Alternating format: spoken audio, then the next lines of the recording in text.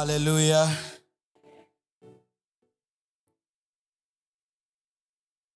Yesu ashimwe cyane. Muhundire muduze ibiganza turamukanye nandi ndabakumbuye. Turashaka komera Imana amashi menshi cyane uyu muhingamo mwiza iduhaye.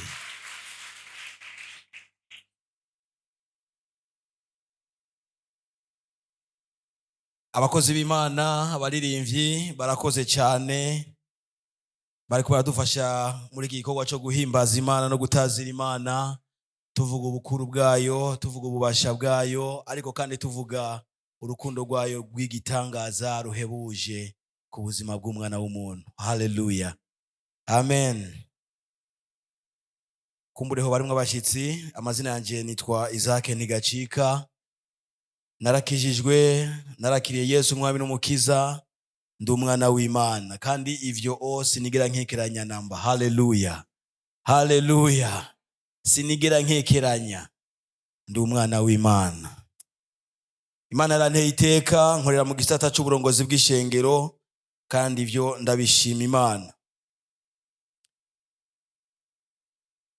Mu ndwi zitatu ziheze twariko turigishwa, mbere harimwo n'intahi y'umukozi w'Imana Vincent, aho yaramaze iminsi atwigisha kukutiganyira. Aratwereka ingene Imana ari Imana ihambaye, ari Imana ikura umuntu ahantu habi ikamushikana ahantu heza, ko umuntu adakwiye kwihebura, ko umuntu adakwiye kwiyumvira ngo karabaye, kuko Imana ari umwizigirwa. Ngomba nanje kumarana namwe muri iki cigwa kivuga ngo igikorwa nico giserura urukundo. Imana ishimwe cyane. Hallelujah. Ni cigwa tuzokwigira hamwe kandi kirimo umugisha mwinshi cyane. Igikorwa nico giserura urukundo.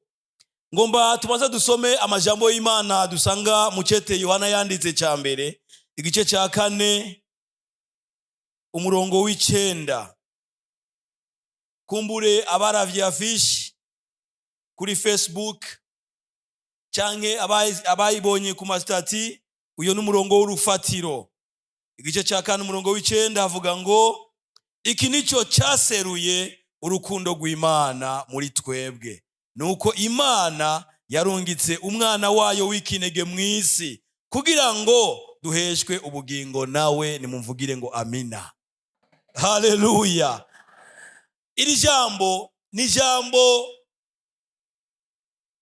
ryiza kandi ryumvikana, kuko umukozi w'Imana Yohana avuga neza ngo iki nicyo cyaseruye urukundo rw'Imana.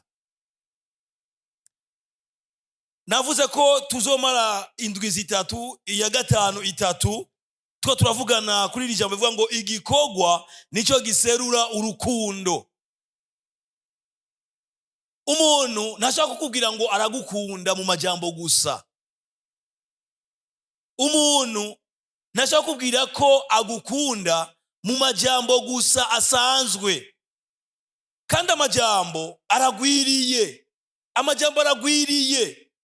Aragwiriye. Aho umuntu ashobora kukuririmbira n'indirimbo y'urukundo. Indirimbo z'urukundo ziragwiriye. Amajambo y'urukundo ni menshi. Yamara ivyo birashobora kugarukira mu ndirimbo gusa, bikagarukira mu majambo gusa. Ariko iyo bivuye mu majambo bikaja mu bikorwa, ruba rubaye urukundo gukura. Imana ihabwe icyubahiro. Amen.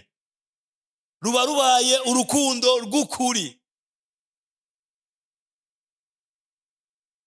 Tuzomara rero umwanya turiko turavugana kuri iri jambo, kandi ni jambo ridasanzwe. Imana ntiyari kuvuga ko idukunda mu majambo gusa. Oya. Kandi umuntu ashobora kuvuga ko agukunda mu majambo gusa. Oya. Ni ngombwa ngo ibikorwa agukorera, ibikorwa yiyumvira gukora ku buzima bwawe, ivyo bigaragaze vyerekane mu vy'ukuri ko agukunda. Imana ishimwe cyane. Ahantu rero haragumye kandi ahantu haragoye, kuko umuntu ashaka gukorera ibintu neza ariko ari umubeshi atagukunda. Nivyo sivyo? Naha nyene munyumvirize neza. Nico gituma ngomba guhera ku kuvuga ubwoko bw'urukundo. Ubwoko bw'urukundo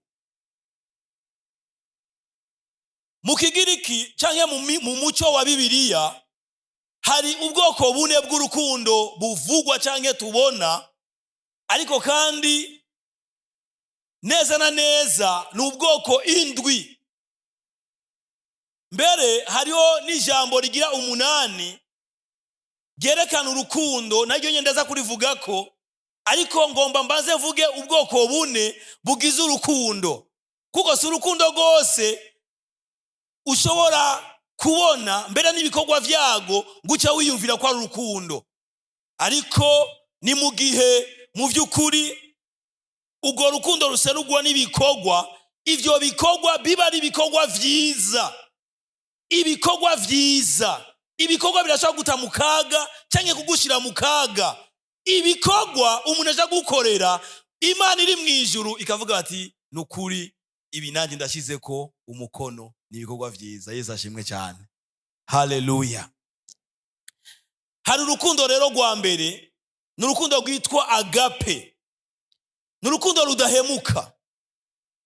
Ni urukundo Imana yadukunze. Ni urukundo twamaze gusoma rwaseruwe n'impuhwe z'Imana. Ni urukundo rw'Imana yakunze abari mu isi, twebwe abantu, canke ikunda twebwe abantu, mbere atari abantu gusa, n'isi n'ibikikuje isi.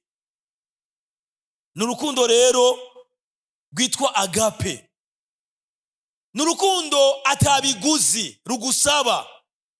Ni urukundo atakiguzi, aho umuntu ashobora kugukunda urukundo agashaho kondisiyo, ariko Imana urukundo rwayo ubwo rwitwa agape ni urukundo ruboneka mu gikorwa gikomeye cyane twakorewe biciye mu rupfu rwa Yesu Kristo no kuzuka kwiwe.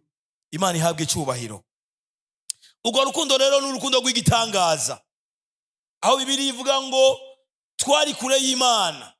Amajambo menshi yerekana ko atakintu na kimwe cyatumye dukundwa canke twemegwa, ariko ubwo rukundo rw'Imana rufise rugwiriyemwo imbabazi nyinshi. Ubwo Imana nigo rukundo uyifise ku mwana w'umuntu. Haleluya. Hari urukundo rugira kabiri, ni urukundo rwitwa phileo.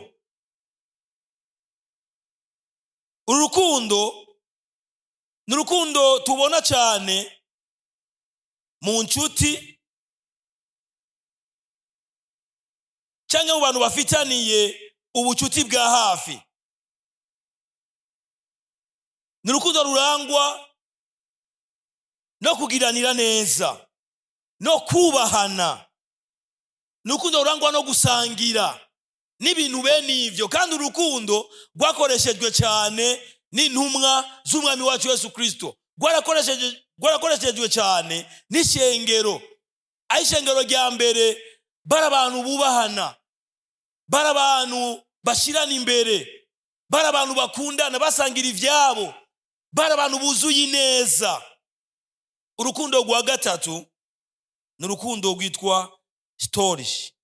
Ni urukundo umuvyeyi akunda umwana. Yesu ashimwe cyane. Amen. Ni urukundo umuvyeyi akunda umwana wiwe. Hajya umwana ntacyo yokora ngo atume umuvyeyi amukunda, ariko umwana, ujya mwana uruyoyo, ujya mwana uruhinja, umuvyeyi ni ngombwa agire igikorwa cyo kumukunda, amwiteho. Naho hariho abavyeyi bataye ubuntu, batazi ivyari vyo, usanga ashobora no kuvyara umwana agatangaho. Mwarabonye abavyeyi ashobora kuvyara umwana akamutangaho agaca agenda. ariko mu bisanzwe urukundo turubona ku bantu b'abavyeyi n'abana. Hari urukundo rugira kane, kandi urukundo novuga ko rufise ingene abantu benshi barukoresha, yamara ugasanga rubataye mu kaga no mu ngorane nyinshi.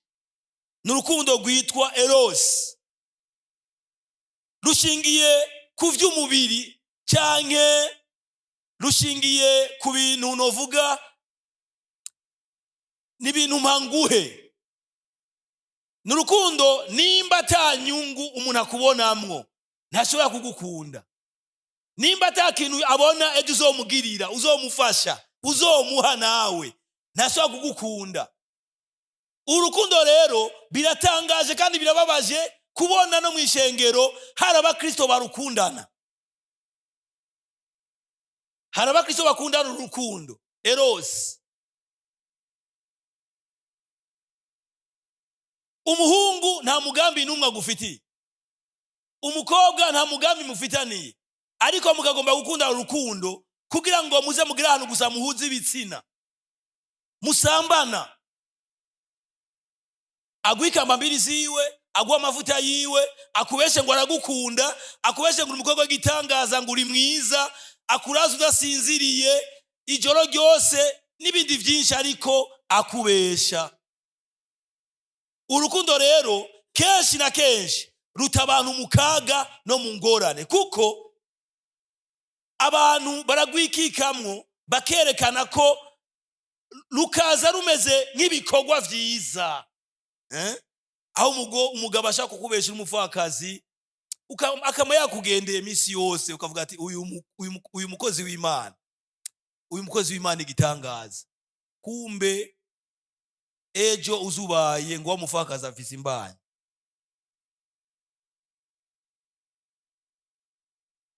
Nukugaba rero, kuko iki cigwa naho kivuga ko ibikorwa ari vyo biserura urukundo, naho kivuga ko ibikorwa ari vyo vyerekana urukundo, nukugaba. Ntagire umuntu yaba ari ngaha cyangwa azonyumviriza ku mbuga ngurukanabumenyi azohava yihenda ngo avyiyumvire uko abigomvye cyangwa ngo abifate uko abigomvye, mu kubigira ugwitwazo rwo gukorera abandi kibi cyangwa guta abandi mu vyaha. Imana itubabare cyane. Amen. Hallelujah. Iki rero cyari ikintu ciza nkwiye kubanza gutangurirako kugira ngo tumenye ubwoko bw'urukundo. Yesu ashimwe cyane. Hallelujah.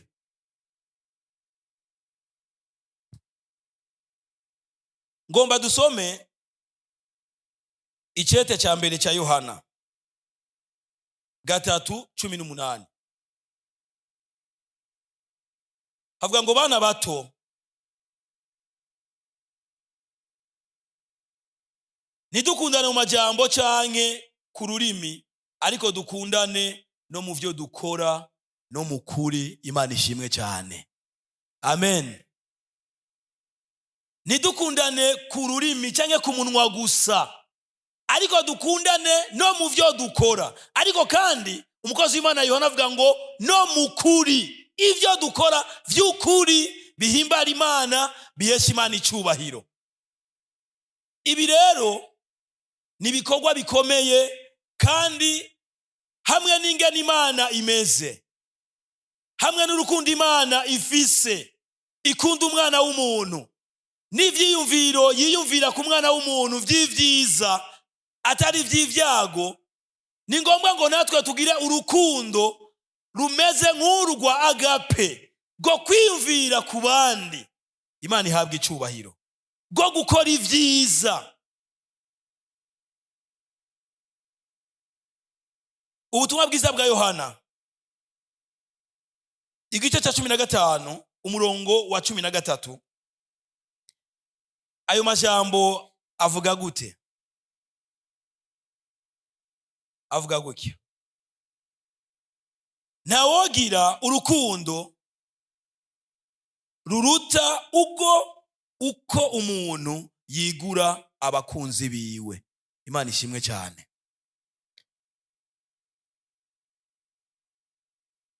Aha Yesu yariko yerekana urukundo rw'ukuri, urukundo rw'Imana, ingene rushobora kwigura abakunzi, ingene urukundo rushobora kwigura umukunzi ukamwigura. Kandi aha turabona ingene Yesu yariko arabwira abigishwa biwe. Urukundo rero turabona ko ahandi avuga ngo ni cyagezwe. Hari jambo mu Kigiriki kandi nari navuze ko rivuga ngo kainos. Iri jambo ntabwo ari ubwoko bw'urukundo, ariko ni jambo rikoreshwa cyangwa ryakoreshejwe muri kahise n'ishengero rya Kristo. Risigura ikintu gishasha. Yesu ashimwe cyane. Amen. Hari urukundo warufise cyangwa wigeze kubufise muri kahise, muri za nkundo twariko turavuga zitarizo z'ububeshi. Abapagani cyangwa abantu bataramenya Kristo, izo nizo nkundo babamwo, nivyo babamwo. Inkundo zihemuka, inkundo zibesha, inkundo za mpanguhe. Ariko Yesu aravuga ijambo rikomeye cyane mu butumwa bwiza bwa Yohana 13:34. Kandi nshimire abantu mwazanye amakaye kugira ngo mwandike, kuko ndakunda iyo ndiko ndigisha, ndakunda gukoresha imirongo myinshi. Yohana ubutumwa bwiza 13:34, amajambo avuga gute? Avuga ngo ndabaha icyagezwe gishasha, nimukundane nkuko nabakunze, mube ariko namwe mukundana. Imana ihabwa icyubahiro. Amen. Ndabaha kainos, ndabaha ikintu gishasha gitandukanye na cya kindi mwebwe mwari musanzwe muzi. Urukundo rushasha Yesu avuga ngo ni cyagezwe. Ahandi birateye ubwoba, aho umukozi w'Imana intumwa Yohana mu vyete vyiwe yanditse, bijya vyete vyiwe yanditse, avuga ko udakunda mwene data wundi ari umwicanyi. Birateye ubwoba. Yesu yavuze ngo ikizogaragaza, ikizokwerekana ko muri abana b'Imana, ko mwamenye, ko muri abakunzi banje, ikizoberekana n'urukundo. Nibikorwa biseruwe n'urukundo. Ivyo navyo nibihe? Ni urukundo nka rujya rukundo Imana ifise. Birababaje, kandi birababaje cyane, aho ushobora gusanga abantu, umuntu uzawumva ngo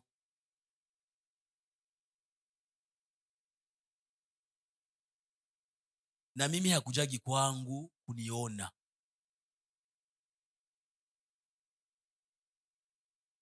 Amosi hajafikaga kwangu hata siku moja, na mimi sindaendaga kwake. Izo mvugo murazizi?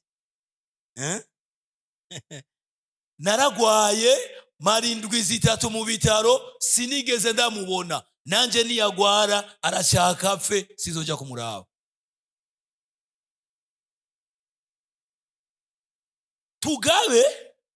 Ugabe kuko urukundo rusha, urukainos, uru Yesu yavuze ngo ndabaha icyagezwe gishasha, nitegeko ko turukundana, udafatiye ngo nake ntiyaje kundaba nanje sinja kumuraba.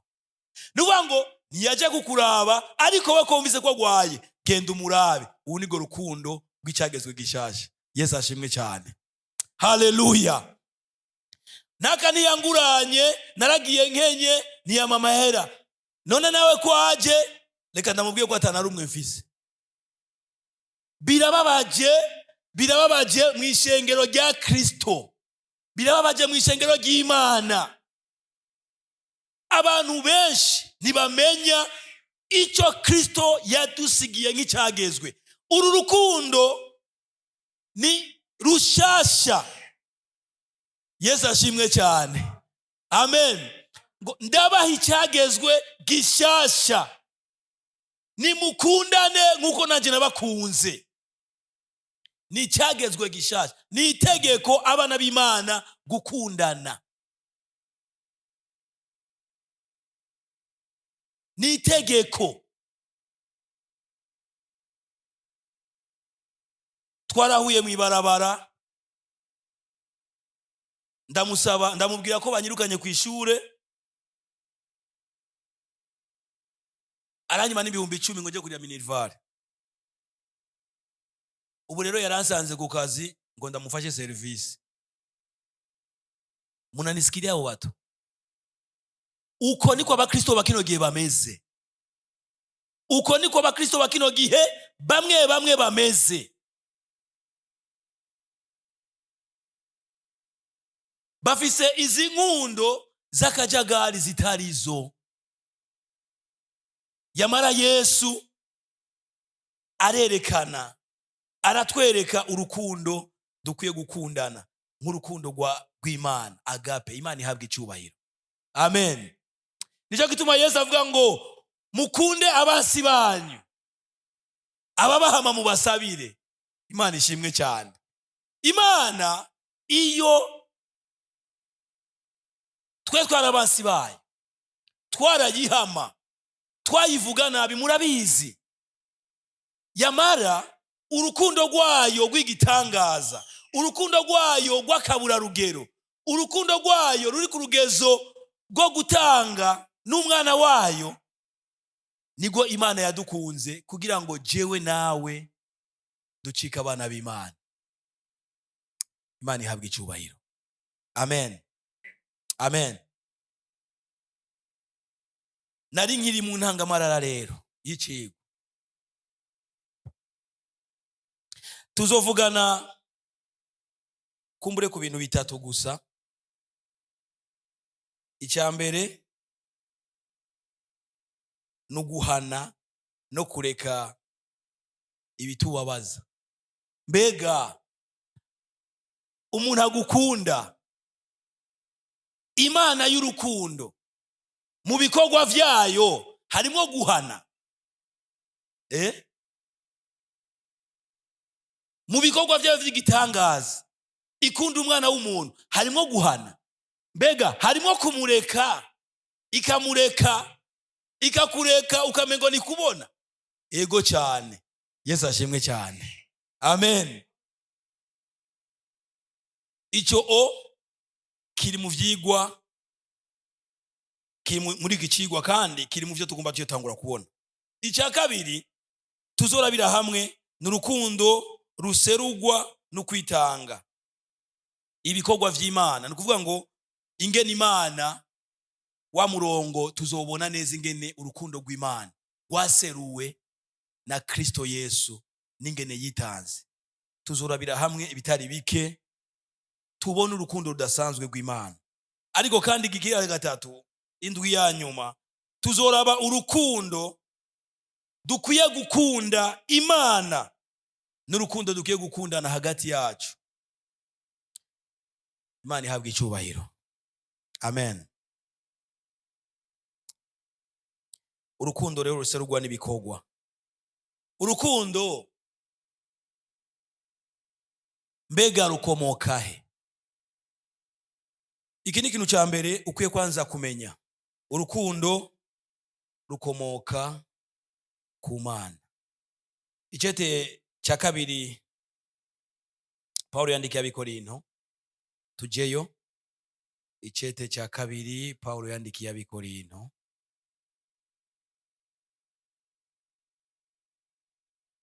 igice cya 13,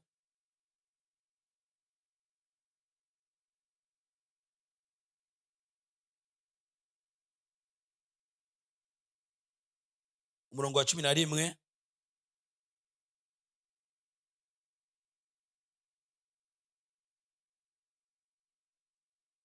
avuga ngo ibisigaye bene data muganuke mutungane gose mwemere guhanurwa muhuze imitima mubana amahoro niho Imana nyene urukundo n'amahoro izobana namwe. Imana ishimwe cyane.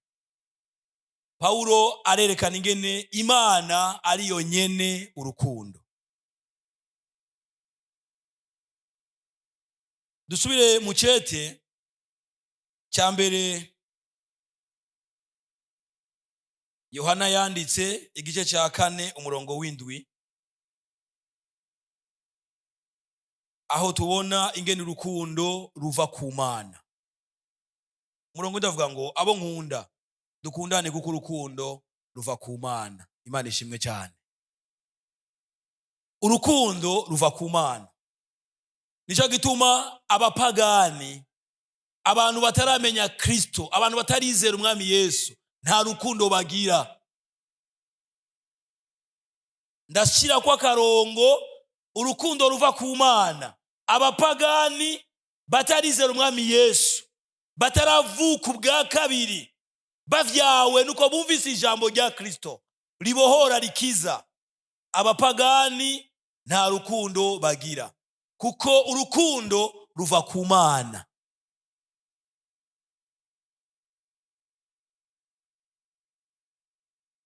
Nico gituma no muri aba bantu b'abakuru batwara ibihugu bakubwiye bati umugenzi wo mu gitondo n'umwansi wo ku mugoroba. Mu gitondo musangira icyayi n'imirete, saa 6 arakugarika. Niko bimeze. Abapagani nta rukundo bagira, murasangira mugatwenga, ariko bafise gwa rukundo twavuze rwabisi. Kandi mu mwanya bariko muri kumwe umengo bariko baragukunda, umengo bo gutabara, umengo bo kugira neza. Ariko aha two turabona ko urukundo ruva ku Mana. Nico gituma ngo urukundo ruva ku Mana. Imana ahanini abantu baruhabwa ko n'abantu bafise ubuzima bw'Imana muri bo. Imana ishimwe cyane. Urukundo rero ruva ku Mana.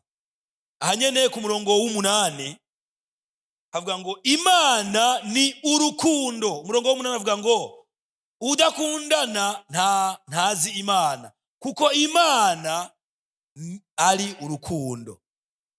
Imana ni urukundo. Imana ni urukundo. Nico gituma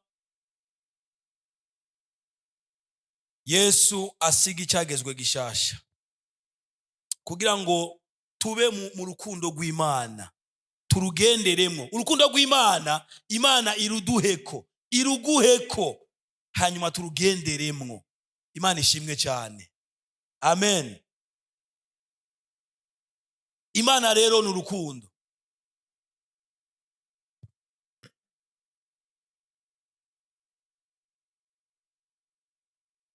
Imana cyangwa nimba Imana ari urukundo, urukundo turabona ko kiri mu bintu bigize akaranga k'Imana, identite y'Imana. Imana ni urukundo. Tuvuze Imana bingana urukundo, tuvuze urukundo bingana Imana.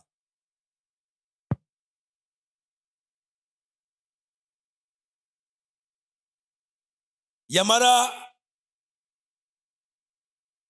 hari abigisha novuga b'ibinyoma iyo bagomvye guhuvya abantu no kwerekana ko Imana atayihari, canke no kwerekana ko Imana atambabazi, atamuwe, atarukundo ifise. Hari ibintu bibiri bakunda kwitwaza kandi abantu benshi barabumviriza, barabatega amatwi. Yamara nagomba ndakubwire tuvyumve neza ko nimba Imana wovuga ko itagira urukundo, uvuze ko Imana itagira urukundo, nuvuga ngo nta muntu numwe yoba ku isi, nta kintu na kimwe cobaho ku isi nimba Imana atarukundo igira. Iki rero ni ngorane nibibazo abantu bamana mu mitima, aho ashobora kugira ingorane ukazava ngo je Imana ni nkunda. Kandi birababaje no mw'ishengero ry'Imana, Imana ni nkunda, Imana yarampevye. Yoba inkunda ikangirira ibi, yoba inkunda ikankorera gutya, yoba inkunda nkaba narasenze imyaka ingana n'iyi nararonka umugabo, nararonka umugore, narubaka inzu, naragura imodoka, nararonka akazi, nkaho umengo Imana urukundo rwayo rukiye kugaragarira gusa muri ivyo biboneka bigaragara. Abantu rero kenshi barakunda kuvyihendako. Urukundo rw'Imana rurarenga imipaka, rukagirira neza abantu bose, rugakora ku bantu bose. Dusome ubutumwa bwiza bwa Matayo igice ca 5 umurongo wa 45.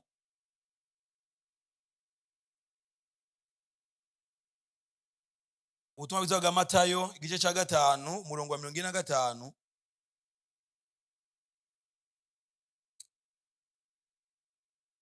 Ayo majambo avuga ngo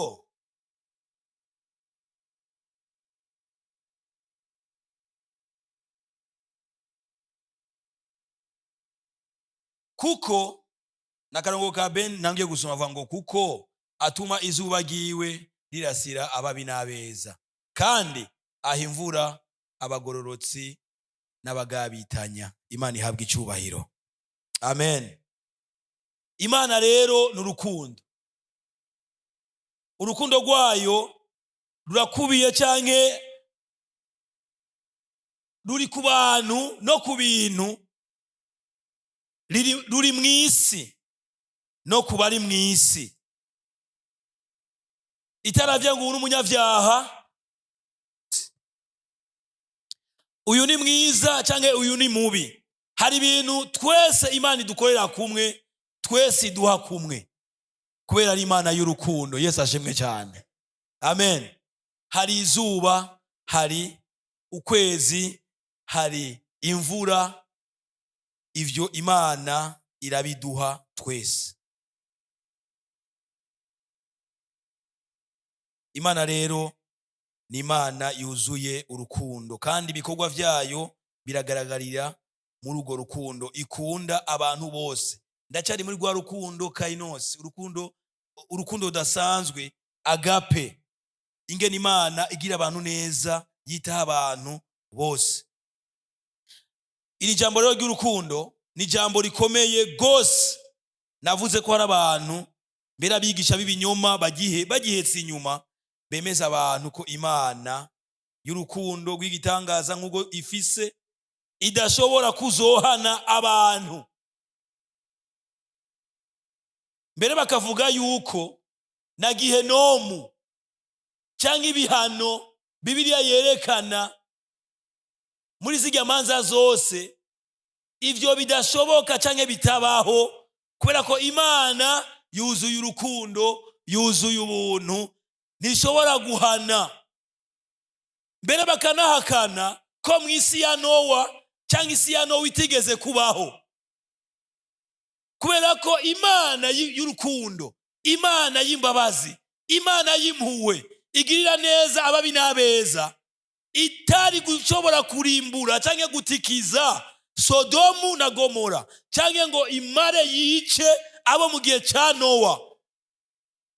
Bashatse kwerekana ko mbere ivyo vyanditswe atari ivyo bidashoboka ku Mana y'urukundo. Ndabibutse ko uyu niwo mugambi Satani afise. Uyu niwo mugambi Satani afise. Ibi nivyo bikorwa vya Satani. Satani, izi nizo nyigisho ziwe. Abantu muzokuva bigisha gutyo ni intumwa za Satani. Ni intumwa za Satani. Kubera iki? Kubera ko hari ibintu ukwiye kumenya, kandi nanje nkwiye kumenya.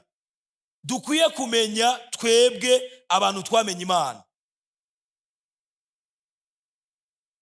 Dusome Zaburi ya 89 umurongo wa 14.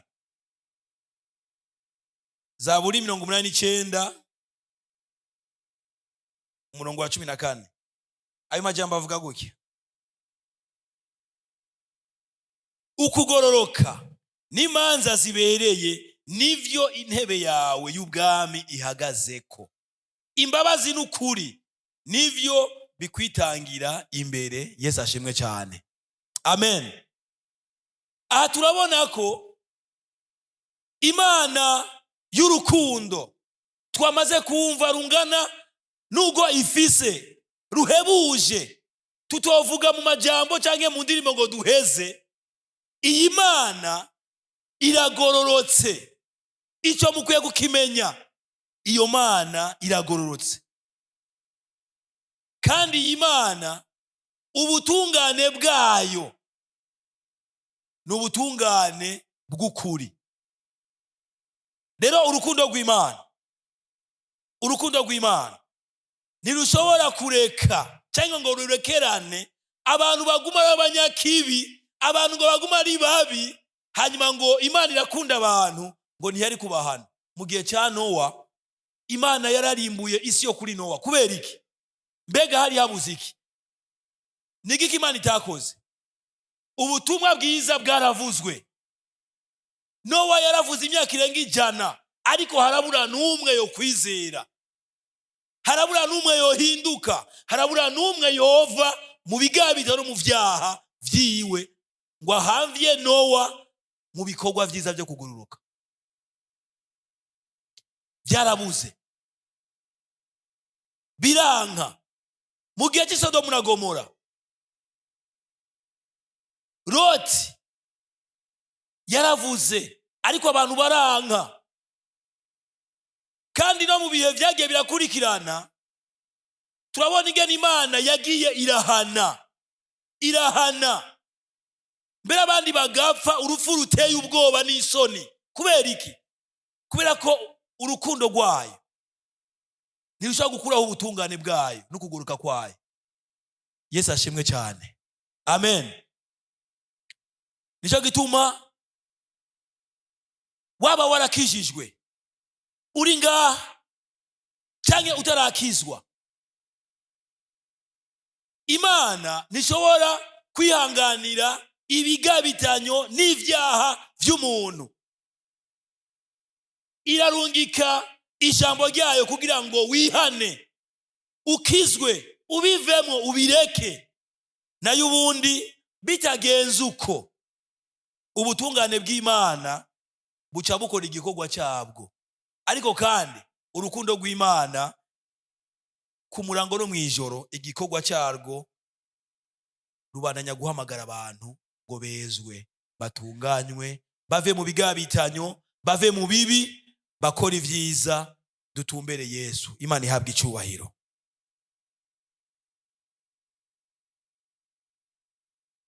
Abandi uzumva ngo ubuntu bwa Kristo bwaraserutse. Hari amashengero naho wotsambana, naho wokwiba, naho ukora ivyaha ugomvye, batagitenga. Amashengero amwe atari make ubu mwisi atuza abantu b'abapagani. Yamara nimba uri umurongozi, nimba uri umupastori, nimba uri umukozi w'Imana, ukunda ishengero rya Kristo, urabona ingene Paulo yandikira Timoteyo mu cete ca mbere igice ca 5 umurongo wa 20 avuga ngo ahanire umunyavyaha mu maso ya bose, kugira ngo abandi batinye, abandi babireke, abandi babigumemwo. Igituma Imana ihana ataruko yanka umwana w'umuntu, ataruko idakunda umwana w'umuntu, ariko ihana kugira ngo noneho abasigaye igihano babonye cyangwa ivyago babonye bitume bavuga bati reka tugaruke ku Mana. Imana ihabwa icyubahiro. Mwishengero harabaho guhana. Iyo habonetse umuntu yadukwa ko n'ivyaha cyangwa ibigabitiro bitandukanye, abarongozi bafata ingingo yo kumuhagarika mu bikorwa. Kubera iki? Kubera ko ishengero ni ryera. Kubera ko none ivyo biba. Abandi naratangaye, umunsi umwe hariko harahagarika umuntu ngaho mw'ishengero, ngaho hariho telefone zuguruwe ziko zirafata amajwi y'umurongozi, ariko arahagarika umuntu. Yahejeje muri quartier bizwi ngo naka niwe ahagaritse naka, n'amajambo yose yamuvuzeko yose. None ishengero karashize ingana. Nukuri muzoze murugura amatelefoni muyagumize neza online, ariko ivyaha bizohanwa tu. Kubera nta murongozi ari ku gikorwa c'Imana akunda ishengero ashobora kwemera ko ivyaha bibandanya bikorwa. Imana itubabarire cyane. N'Imana nuko ivyaha muri kahise vyarahanywe, atari uko Imana yanka abantu. Kandi ivyo biri mu biserura canke mu bigaragaza canke mu vyerekana urukundo Imana ifise.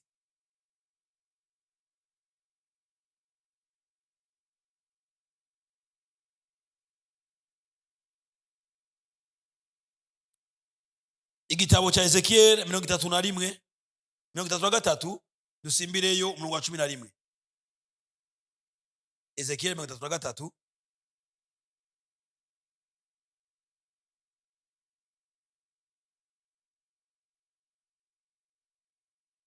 umurongo wa 11 havuga gute?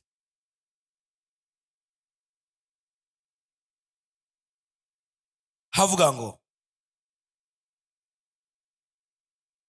ubabwira uti ndahiye ukubaho kwanje ni ku mwami uhoraho avuze, simpimbagwa nuko umunyavyaha apfa, atari uko yohindukira akava mu ngeso ziwe akabaho. Ehe, nimuhindukire mugaruke muve mu ngeso zanyu mbi. Ni giki gituma mugomba gupfa, yemwe ab'inzu ya Isirayeli? Imana itubabarire cyane. Amen. Ukwinginga kw'Imana n'urukundo rw'Imana naha bifatiye. Imana iguma ihamagara ntihagire umunyavyaha apfa. Singene ko umunyavyaha apfa. Urukundo rw'Imana ruguma ruvuga ngo nimba uri umusambanyi bivemwo wihane, nimba uri umusuma bivemwo wihane, nimba uri umwicanyi bivemwo wihane, nimba uraguza, nimba uroga, nimba udandaza ukoresheje imiti. Natangaye hari abadandaza bakoresha imiti mu mabotike yabo, mu bidandazwa vyabo, munsi y'amameza yanyu mufise imiti. Imana ivuga ngo bivemwo, simimbagwa nuko upfa ubifiriyemo. Yesu ashimwe cyane. Amen. Uko niko rukundo. Yamara ubutungane bw'Imana wanse buca bugarukana bukazana igihano ku buzima bwawe. Twirinde rero, kuko Imana iragukunda, Imana irankunda, yamara si Imana ifise urukundo rw'akajagari. Muze murabe umuvyeyi, ntushobora kuvuga gukunda umwana wawe umusange ariko yiba mu nkono imboga, abandi bose baza kurara ubusa, ujiva ngo ngo ntacyo, ngo karaba basi, nta ngorane sheri, ntacyo, reka kurira, ntacyo ndakugira. Hari abavyeyi bameze gutyo ngaha, sheri reka kurira, ntacyo, ndagukunda, akaca mukarabisha n'utundi dusiga agaca tumuha ngo tumarire wazi. Ejo uzosanga ari imbeba yama. Hari abantu bameze gutyo, abavyeyi bameze gutyo, ngo ndakunda abana banje, ngo ndabakunda vy'igitangaza, kandi ugasanga ariko ari ihaya mu bantu. Ndakubwire,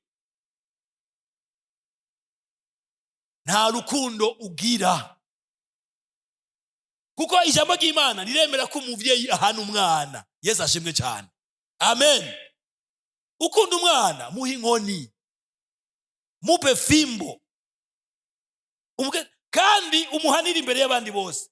Namusaze mu nkora ko ari ibinyama, urazi ko ubu zizimvye, usanga uguze nyinshi yigurira inusu, usanga umwana yari irobo yose. Mpe fimbo. Yesu ashimwe cyane. amen amen. Ya ubu ni ngorane, muha inkoni kandi umukubita imbere y'abandi bose, n'uwundi azokwiba nuko. Yesu ashimwe cyane. Uko niko n'Imana imeze. Urukundo rwayo tambuka mbona bakwe, bavuga ngo kura mbona bakwe, kura mbona bakwe. Wewe ugasanga umwana ntazi no gucumba ubugari, ngo uramukunda, yabucumba akabushayisha ngo ntacyo, uzobimenyejo piga fimbo. Uzobimenya niya bushayisha hariya, wowe waza kumukubita gatoyi bazomubingura. Numukunda umwana w'umukobwa afite imyaka 15 20 atazi gukaranga indagara, yewe gaye, reka nayo n'amakosa, nivyo n'ivyaha vyo muri kazoza. Yesu ashimwe cyane. N'ivyaha abantu bakora bagenderamo, birababaje. Uwo dufise ababoyi mu mazu, abayaya, emwe muragaba, abahungu bakino gihe muragaba, niko basanga namwe gwenye mufise ababoyi n'abayaya. Yesu ashimwe cyane. Mubarikiwe baboyi n'abayaya. Nuko niko bimeze. Hari ikindi abigisha b'ibinyoma bakunda kuvuga no kwigisha, Imana y'urukundo, Imana y'imbabazi. Iyi Imana imeze uku imeze, bishoboka gute habe hariho impumyi, habe hariho ibimuga, habe hariho abantu banini na bembamba, aha abandi imbere naratangaye, ndiko ndavuga n'abarongozi umunsi umwe zanuva ngo reka. Hari umuntu ashobora kubona ati jewe vraiment kweri ngene Imana yangize akantu gatoya agaca afata ngo vyabi ngo ari ibintu bisusu ngo bashira ngaha. Ako gataye kako ni yako wako. Bwana Yesu asifiwe sana. Haleluya.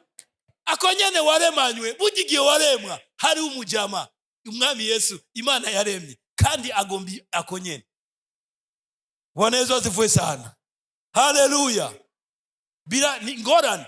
Hari abantu bavuga ati none kubera ko ubusumbasumbane bubaho, hari abantu bagufi, hari abantu barebare, hari abantu batunze, hari abakene, hari abasegerereza.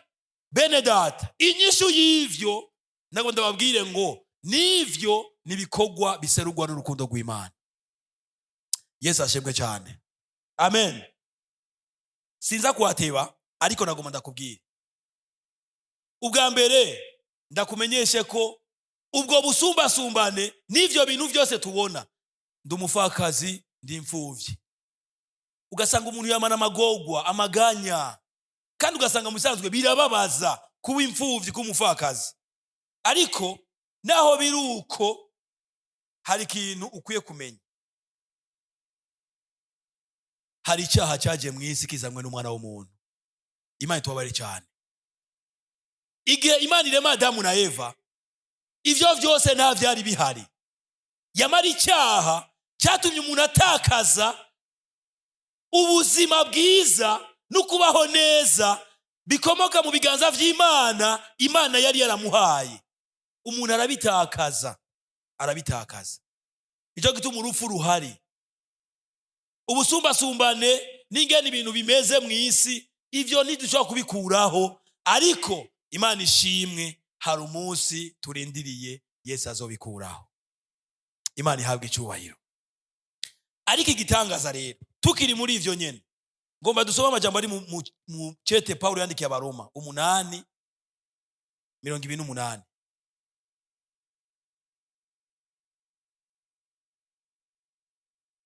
Kandi duca dusenga.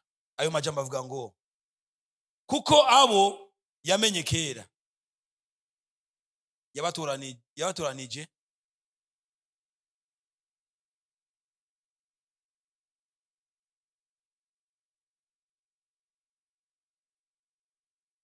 umunani 28 mu ntunge ngo kandi turazi yuko kubakunda Imana vyose bifataniriza hamwe kubazanira ivyiza abahamagawe nkuko yabigabiye. Imana ihabwe icyubahiro.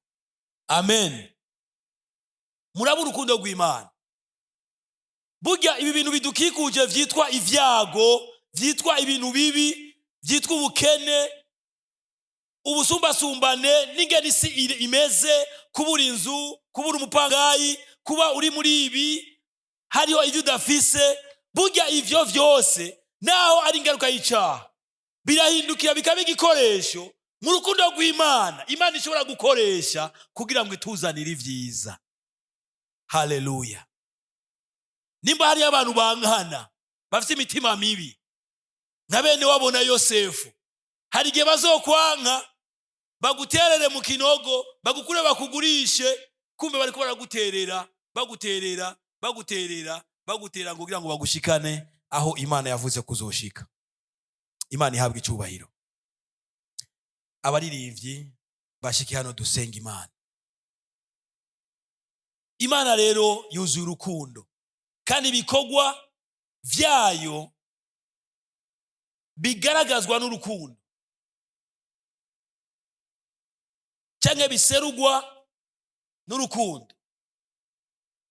Ukwiye kumenya ivyo uri kuracamwo, ivyo uri kurabamwo, urabe neza ko atari byo Imana igomba kugucishamwo kugira ngo ejo uzobe umugwiza atunga muri kazoza. Yesu ashimwe cyane. Haleluya. Kuwa kabiri narakiriye umuntu ambwira ati, jewe mama, umugore wa papa, yaranyanse nkiri umwana muto, akandaza hanze singe, akangaburi n'icyanikize, abana biwe bakajya bagahaga. Ariko uko yangirira ivyo niko nakomeza guca ubwenge, ubu abana biwe bose nibijuju. Ariko jewe iyo ndavyibutse camitana igikombe ca 300,000 nkamushanga ati, mama warakoze. Bwana Yesu asifiwe sana. Ndakanguka.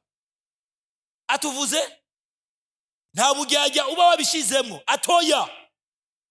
Ndibuka niravye ingene ubu mfise uburyo, ubingene meze neza, mbi wanje mfise déplacement.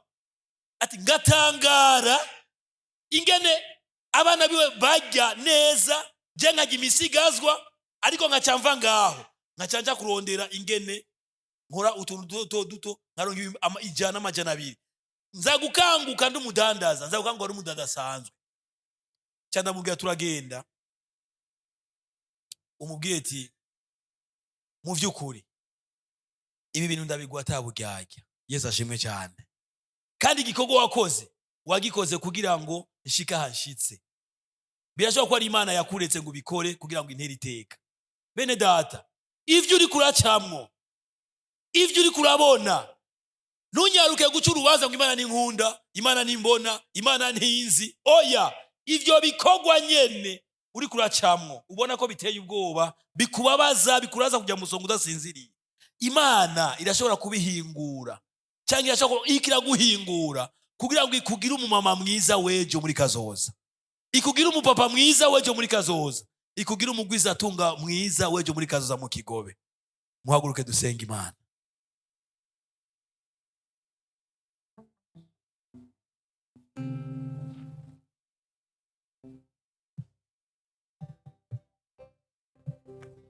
Uri imfuvyi, uri umupfakazi, nta kazi ugira, uriga bikanka.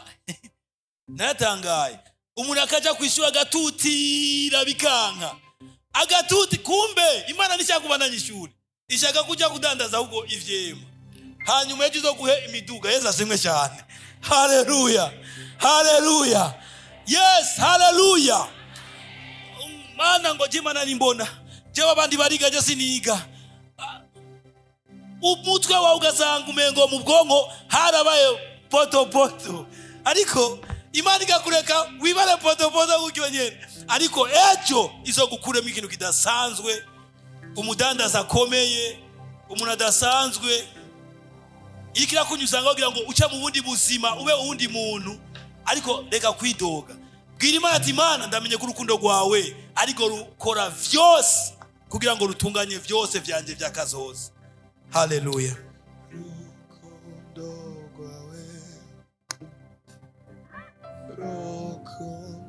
Hallelujah.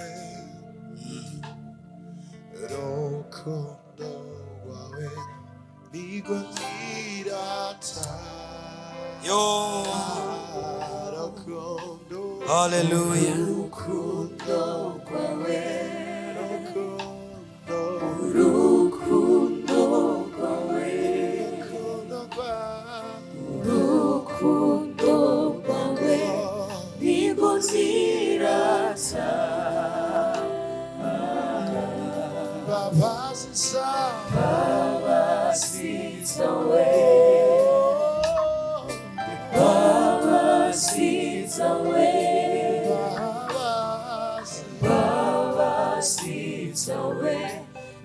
Bizonzirata